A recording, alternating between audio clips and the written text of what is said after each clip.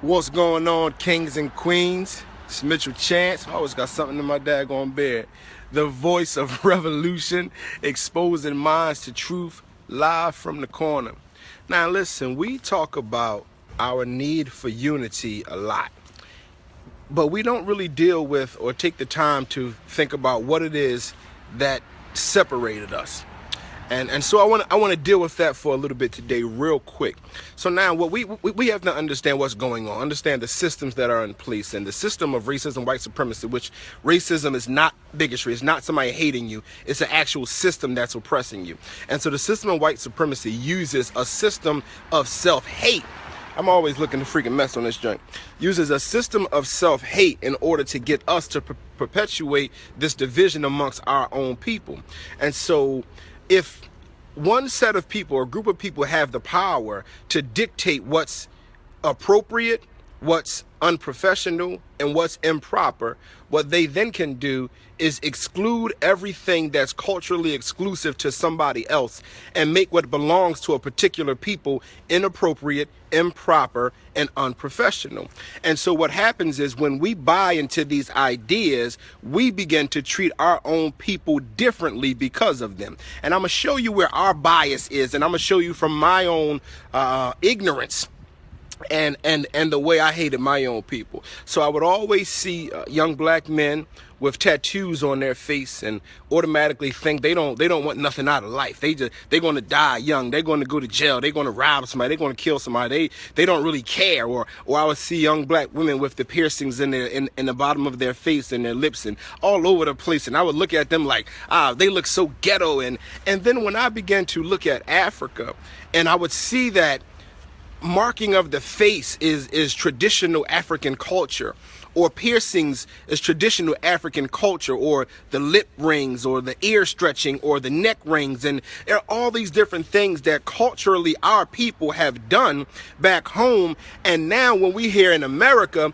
since we don't govern what's appropriate, what's proper, and what's professional, they can now tell us that everything that's exclusive to your motherland's culture is now wrong.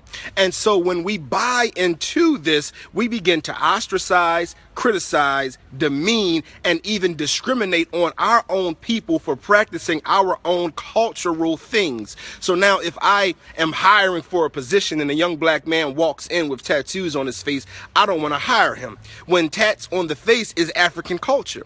Or if a young black woman walks in and she has piercings all over the place, I don't want to hire her when that's nothing but African culture. But since other people have had the power to dictate what's appropriate, what's proper, and what's professional, they can now tell you, and we buy into this, that everything exclusive to our people is now inappropriate, it's improper, and it's unprofessional. So much so to just recently a court ruled that dreadlocks are not proper for the workplace, and that jobs can discriminate, not hire, or even terminate you if you have dreadlocks. That's a court case that they won that exclusively puts out black people, or maybe some Caucasians who want to wear dreadlocks, but that's really an African hairstyle. And so because of this system that they govern everything that's right and they govern everything that's proper, when we allow them to tell us what's proper, they can tell us everything about ourselves is improper. And when we begin to believe that this look is not right, we begin to believe that this look is ghetto, that this look is improper, that this look is inappropriate,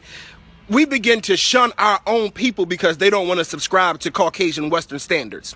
And so this is what we have to break ourselves out of. And this is what I deal with in my new book, The Great Hijack, The Stealing of the Black Talented Tenth Through a System of Self-Hate, teaching everything about this system of self-hate, because we don't look at it as a system. We just think self-hate is something that has to do with self-esteem. No, it's a system that's being used to get us to buy into and push the same stuff on our people. And this is why we are divided, because we have bought into these European ideas and these European standards of beauty, these European standards of excellence, these European standards of what's proper, what's appropriate, and what's professional. And since they made sure everything that's exclusively African culture is not proper, is not appropriate, and is not professional. Now, if we want to go into the professional world, or if we want to be appropriate, or if we want to be professional, appropriate, or proper, I then have to now change who I am.